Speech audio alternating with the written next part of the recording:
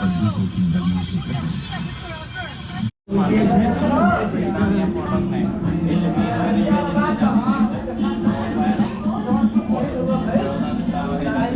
Hello guys, welcome back to my channel. अब हम आए Rajkot light and sound show देखने के लिए। जलियांवाला बाग की एंट्री पॉइंट है ये।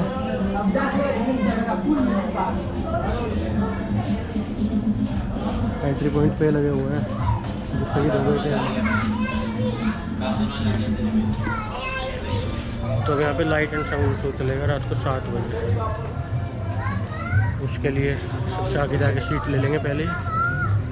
तो इस वीडियो में मैं सिर्फ आपको लाइट एंड साउंड शो दिखाऊंगा। अगर आपको जलियांवाला बाग की वीडियो देखनी है तो मैंने इससे पहले वो अपलोड करी हुई है, आप उस पर जाके देख सकते हैं। इस वीडियो में सिर्फ जलियांवाला बाग का लाइट एंड साउंड शो होगा जो सामने होने वाला है।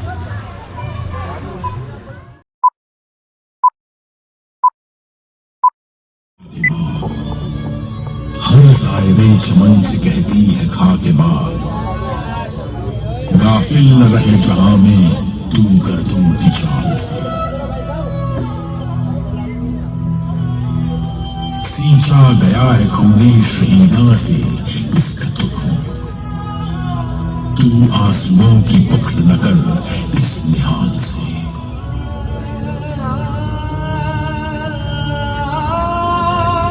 उस बैसाखी के दिन जो लोग इस बाग में शहीद हुए थे, वे न सिख थे, न हिंदू थे, न मुसलमान।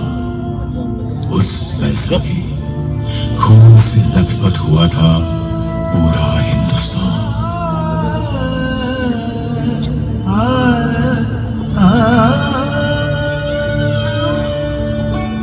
वो अमृतसर में 13 अप्रैल 1919 इतवार की एक सुबह थी। पंजाब की धरती पर आने वाले सबसे खूबसूरत दिन की सुबह, जब सारा पंजाब बैसाखी की खुशियां मना रहा था। न जाने कितने लोग हरमंदिर साहब के दर्शन पर और खालसा का स्थापना का दिवस मनाने आए हुए थे। अमृतसर के गली बाजारों में चहल पहल थी। ठीक उसी दिन कांग्रेस के नेताओं ने जलियांवाला बाग में शाम 4:30 बजे एक सभा करने का निर्णय लिया था। उनका इरादा डॉक्टर सत्यपाल और डॉक्टर किचलू की रिहाई और काले कानून की वापसी की मांग करने का था। बैसाखी की खुशियों के बीच जैसे जैसे दिन आगे बढ़ा, एक छोटा सा बच्चा दिन का कनस्तर बजाते हुए शहर के कुछ इलाकों में लोगों को यह संदेश देते हुए निकला।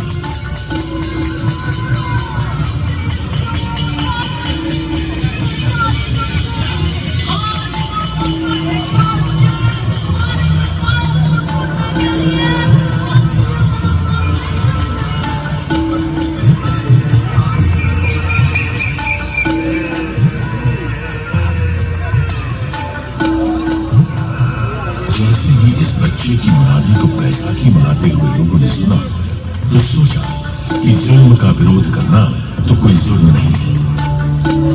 वीर जी, बाग पे आ रहे हो कि नहीं आ रहे हो? हाँ, सुना है सवाल कोई। आप चलो, हम बताने क्या है बस। सुनिए, कोई कानून लगाया सरकार ने? हाँ, सुना तो मैंने भी भाई। शाम को बाग में पता चल ही जाएगा। वैसे तो जैसी आप आ रहे हो ना? आहो, जस्सी को लेके पहुंच जाऊंगी 4:30 बजे। वैसे भी जलियांवाला बाग में तो लोग पहले से ही आपस में खुशियां बांट रहे थे, आराम कर रहे थे। मगर उन मासूम लोगों को यह मालूम नहीं था कि जनरल डायर ने अमृतसर में मार्शल लॉ लगा दिया है। प्रभात फेरियां निकालने और सभाएं करने पर प्रतिबंध लग चुका है, क्योंकि सरकार ने मार्शल लॉ लगाने की कोई मुनादी ही नहीं कराई थी। लगभग दोपहर 12:30 बजे के करीब जनरल डायर को जलियांवाला बाग में होने वाली सभा की जानकारी मिली। सुना है कोई कोई सभा होने वाली है किधर?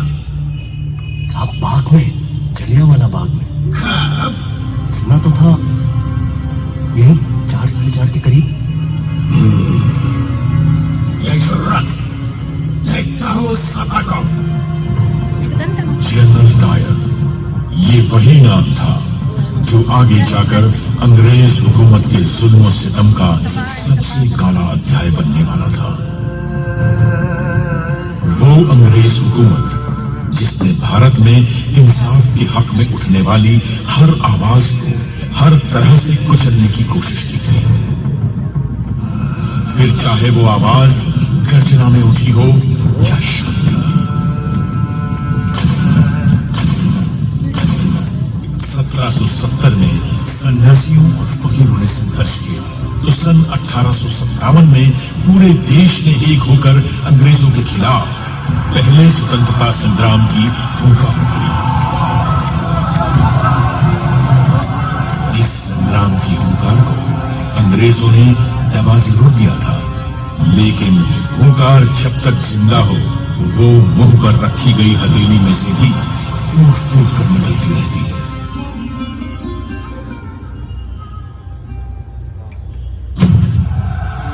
कभी क्रांतिकारियों ने आजादी का बीड़ा उठाया तो कभी कांग्रेस के गर्म दल ने। एक तरफ कलर पार्टी ने विदेशों में आजादी का संग्राम छेड़ दिया था तो पंजाब में भी वो देश की आजादी के लिए सक्रिय थे।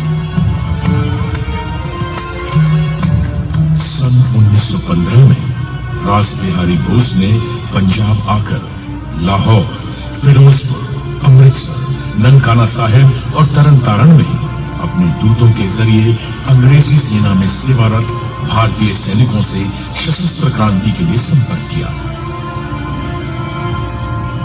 मगर किसी तरह यह योजना अंग्रेजों को पता लग गई और कई क्रांतिकारी गिरफ्तार किए गए।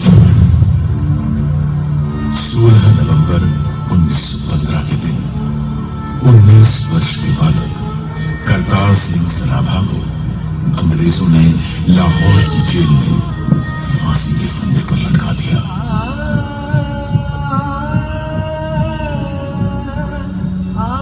सन 1918 में सैन फ्रांसिस्को में गदर दल के सदस्यों पर मुकदमे चलाकर सजाएं दी गई।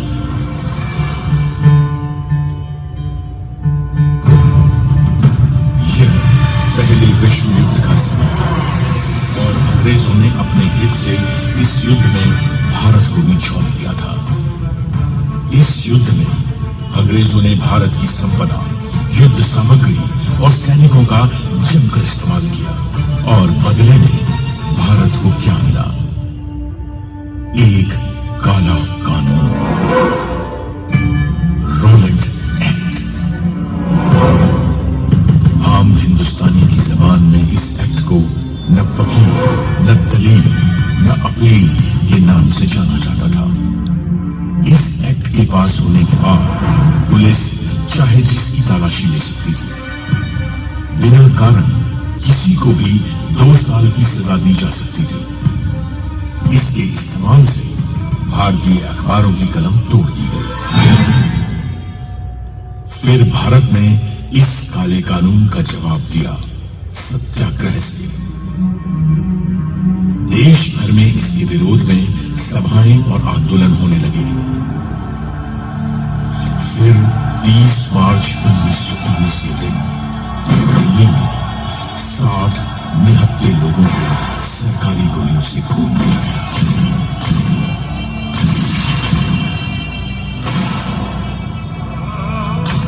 पंजाब में डॉक्टर सत्यपाल और डॉक्टर सैफुद्दीन किशलू इसी कानून के विरोध का नेतृत्व कर रहे थे।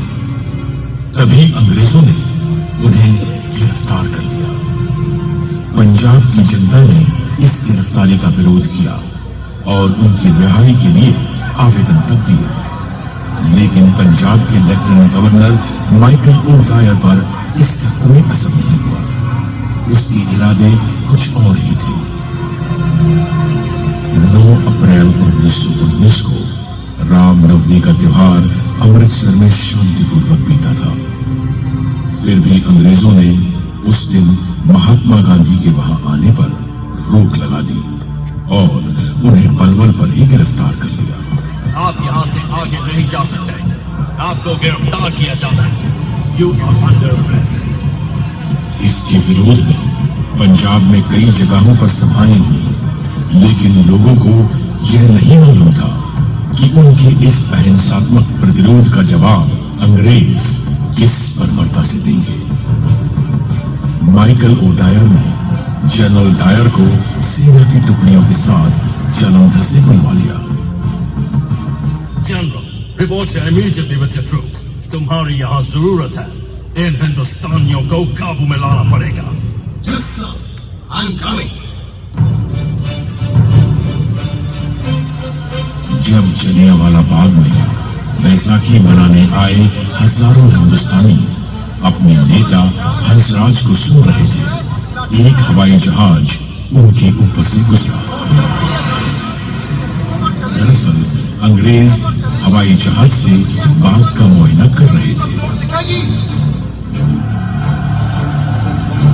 इस घटना से वहां मौजूद लोगों में बेचैनी बढ़ गई। और शांति बनाए रखिए, शांति बनाए रखिए, डरने की कोई बात नहीं है। उनके नेता ने उन्हें न घबराने की सलाह दी। तभी कुछ ही देर में दूर से उस संकरी गली से कुछ आवाजें आनी शुरू हुई। कुछ अख्तरबंद गाड़ियां गली के बाहर आ रुकी थी। जनरल डायर अपने 90 सैनिकों के साथ बाग में आ चुका था। अगर हमने हिंसा की तो हम उनसे अलग कैसे हुए? लोगों में कुछ हलचल सी हुई, मगर हंसराज ने उन्हें डरने से मना किया। डरने की कोई बात नहीं है, हम शांति से बात करेंगे। शांति से बात करते हुए लोगों से किसे खतरा हो सकता था? लोग कुछ सोचते, उससे पहले जनरल डायर ने अपने सिपाहियों को पोजीशन लेने का हुक्म दिया। लोगों में खौफ बढ़ता जा रहा था। औरतें अपने बच्चों को देख के दहशत में कांपती जा रही थी। आदमी अपने परिवारों को अपनी बाहों में समेटे चीखों के समंदर में डूबे जा रहे थे। और बच्चों को तो मालूम भी नहीं था कि उनके मासूम से खिलखिलाते चेहरे कुछ देर बाद एक गहरी और ठंडी खामोशी में गुम हो जाने वाले थे। न कोई चेतावनी, न बाग खाली करने की घोषणा, न सभा बंद करने का हुक्म, सीधे एक हुक्म जारी हुआ।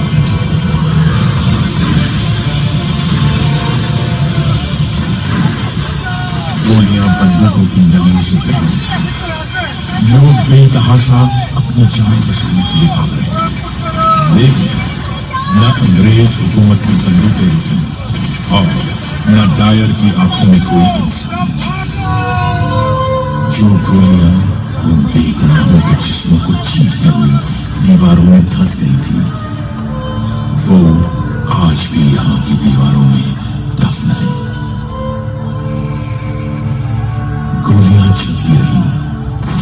अंग्रेजों की गोलियों से जान बचाते हुए उन लोगों के लिए उस दिन एक उम्मीद थी, बाग में मौजूद कुआं। लोग बचते बचाते उस कुएं में गिरने लगे, तो कुछ लोगों ने गोलियों से बचने के लिए उस कुएं में कूदना शुरू किया।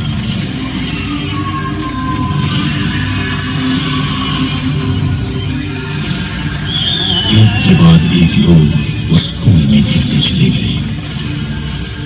धीरे धीरे करके वो कुआं जिंदा और मुर्दा लोगों से भरता चला गया। कुआं इंसान की प्यास बुझाता है, लेकिन उस दिन इस कुएं ने शैतान की प्यास बुझाई थी।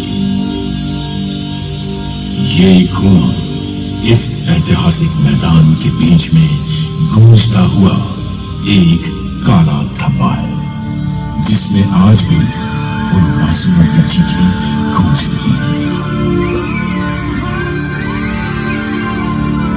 उस दिन जलियांवाला बाग में खूनी जनरल डायर की प्यासी बंदूकें गोलियां खत्म होने तक चलती रही और हिंदुस्तानी शहीद होते रहे। उसे तो यह अफसोस हो रहा था कि गली संकरी होने के कारण वह अपनी मशीन गन वहां तक नहीं ला पाया था।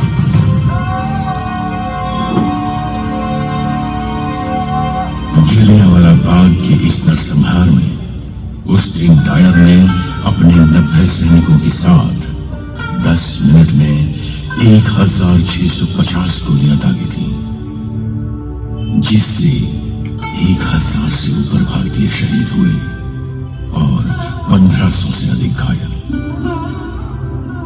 उन दरिंदों ने बच्चों तक को नहीं छोड़ा। उस दिन 15 बच्चों का गोलियों से कत्ल हुआ था। उन बच्चों में से एक बच्चे की उम्र सिर्फ 6 महीने थी। उस दिन मरने वालों में एक बच्चा ऐसा भी था जिसकी उम्र कोई 10 साल रही होगी। उस मरे हुए बच्चे की लाश की गोद में एक लाश और थी, एक 3 साल के बच्चे की लाश। ऐसे ही न जाने कितने घायल लोग अपनों की लाशों के पास लाशों की तरह बैठे हुए थे। बाग में मौजूद एक लाश के पास एक औरत बैठी थी जो अपने पति की लाश पर विलाप कर रही थी। उस औरत का नाम था रतन देवी।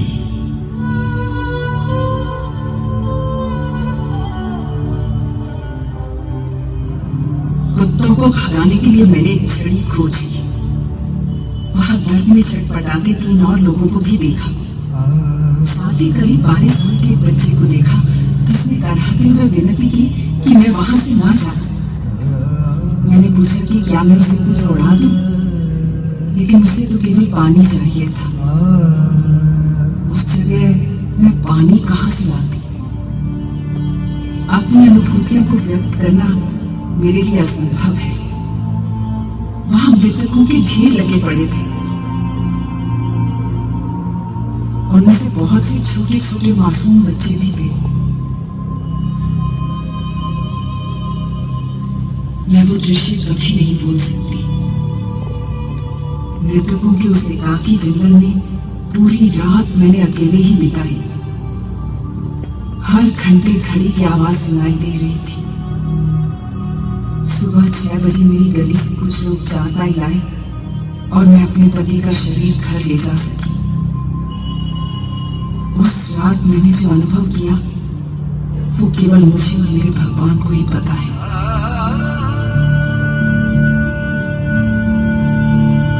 वहां मौजूद मृतक शरीरों की और उन पर विलाप कर रहे उनके प्रियजनों की खबर लेने के लिए वहां कोई नहीं था। घायलों का इलाज करने के लिए कोई नहीं था। उन्हें पानी तक पिलाने के लिए कोई नहीं था। आप सोचिए हर उस दर्दनाक माहौल के बारे में जो अगले 24 घंटे तक ऐसा का ऐसा ही रहा।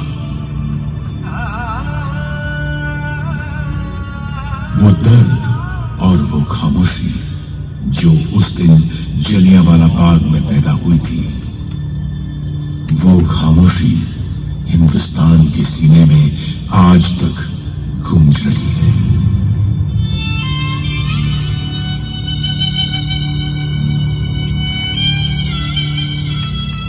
उस वक्त मार्शल लॉ के काले बादलों ने पंजाब को घेर रखा था। अमृतसर में एक तरफ शहीदों के परिवार रुदन में डूबे थे तो दूसरी तरफ अंग्रेज कहकहे लगा रहे थे, क्लबों में नाच रहे थे, जश्न मना रहे थे। वो रोज मार्शल लॉ का इस्तेमाल करके न जाने कितनों को जेल की सलाखों के पीछे डाल के यातनाएं देते रहे। इस नरसंहार का दोनों दायरों पर कोई असर नहीं हुआ। कई दिनों दोनों अमृतसर के लोगों को अपने जुल्म से दबाते रहे। उनका जुल्म इस हद तक था कि जो भी हिंदुस्तानी उस गली से गुजरता था उसे घुटनों और हाथों पर रेंगने के लिए मजबूर किया जाता था।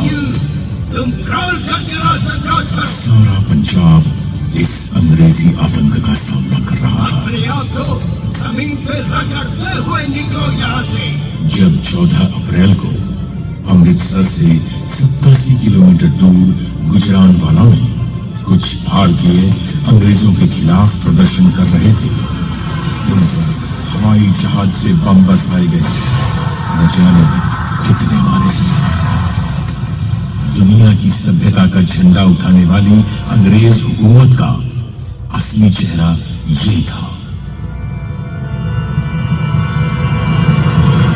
पंजाब से कोई खबर बाहर नहीं जा रही थी, लेकिन हुंकार जब तक जिंदा हो वो मुंह पर रखी गई हथेली से भी फूट फूट कर निकलती रहती है।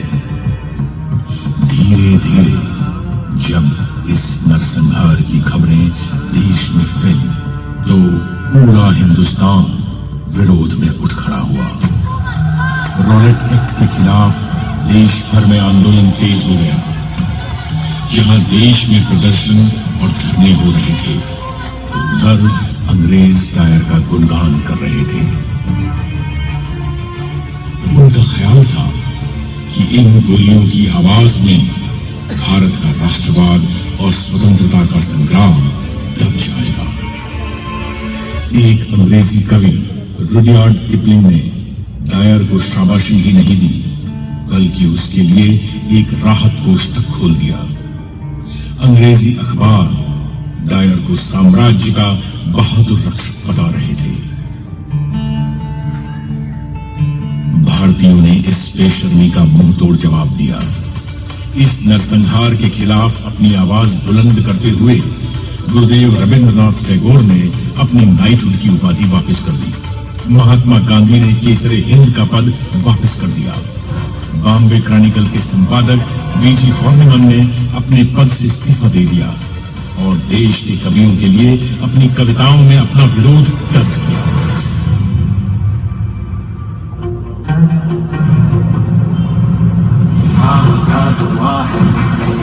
आसमां का तुझको फूंक देंगे, डायर तो है कहाँ का, ये आह का दुआ है नहीं रंग आसमां का। तुझको फूंक देंगे, डायर तो है कहाँ का, तू बेवफा है जालिम, तू पुरजफा है जालिम, बाकी न नाम रखा जालिया मेरी बाग बागा। अपनी अदा के ना जा पकड़ के तूने डायर कर पाया, निकल वो जब को जिक्र क्या है जमाना, इंसान हो कठोर। इन तरानों में देश का दुख था, देशभक्ति थी और ये अंग्रेजों को एक चेतावनी भी थी कि तुम कब तक जुल्म करोगे। यह देश हमारा है और हम इसे आजाद करा के रहेंगे। फिर भी जब देश में हो रहे विरोध रुके नहीं तो उनसे बचने के लिए अंग्रेजी हुकूमत ने हंटर कमेटी बनाई। उस कमेटी की सच्चाई सामने लाने के लिए कांग्रेस ने मदन मोहन मालवीय के नेतृत्व में अपनी इंक्वायरी कमेटी बनाई। पंजाब के लोगों के साथ अपनी एकजुटता दिखाने के लिए कांग्रेस ने अपना वार्षिक अधिवेशन भी अमृतसर में किया।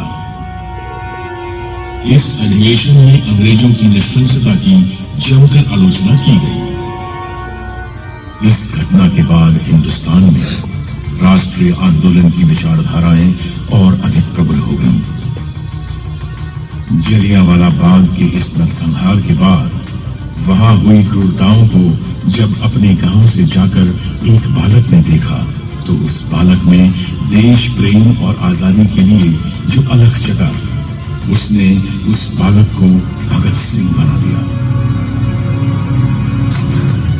13 अप्रैल 1919 को हुए इस नरसंहार का बदला 21 साल बाद पंजाब के बेटे शहीद आजम सरदार उधम सिंह की बंदूक ने लिया।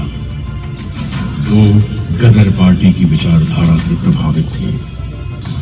लंदन के केस्टन हॉल में 13 मार्च 1940 के दिन चली वो 6 गोलियां माइकल ओडायर के जिस्म में उतरी। वही माइकल ओडायर जिसने जनरल डायर को जलियांवाला बाग में कत्लेआम करने के लिए भेजा था। उसे गोली मारने के बाद उधम सिंह वहां से भागे नहीं। उन्होंने बड़ी शांति के साथ अपनी गिरफ्तारी दी। मैंने अपनी जिंदगी का मकसद पूरा कर लिया, और रही बात माइकल ओडायर की, तो वो इसी के लायक था। उसे मेरे हाथों मरना ही था।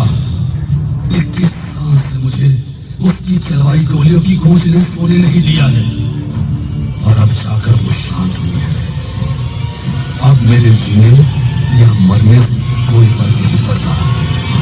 अब मुझे मौत का कोई खौफ नहीं। अपने मुकदमे के दौरान हिंदू मुस्लिम एकता की मिसाल कायल करते हुए उन्होंने अपना नाम मोहम्मद सिंह आजाद बताया था। मेरे पे कत्ल का इल्जाम है, पता है मुझे अपने किए पर गर्व है, क्योंकि मैंने वो अपने मुल्क की आजादी के लिए किया है।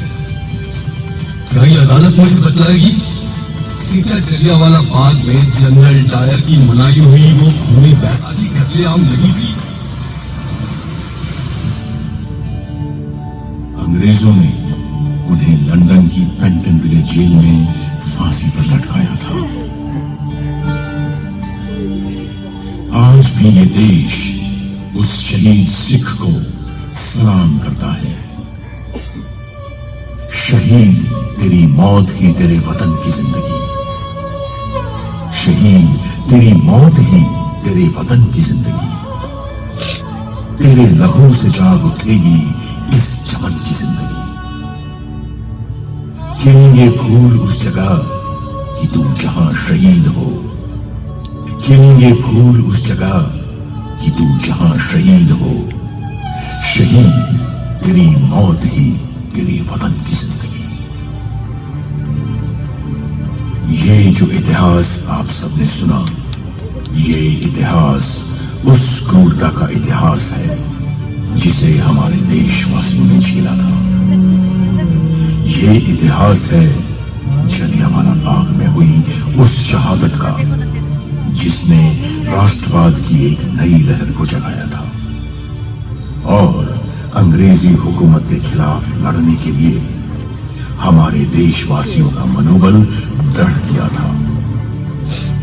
ये वो इतिहास है जो हमें सिखाता है कि जालिम चाहे कितना भी क्रूर क्यों ना हो, वो एक दिन झुकता जरूर है।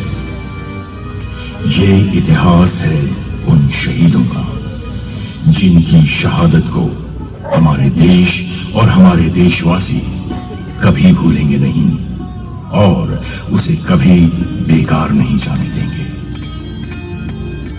आओ हमारे उन शहीदों को सलाम करें जिन्होंने हमें आजादी दिलाई और सलामी दें हमारे उन जाबाज जवानों को जिन्होंने हमारी स्वतंत्रता की, हमारे प्रजातंत्र की और हमारे अधिकारों की हिफाजत की।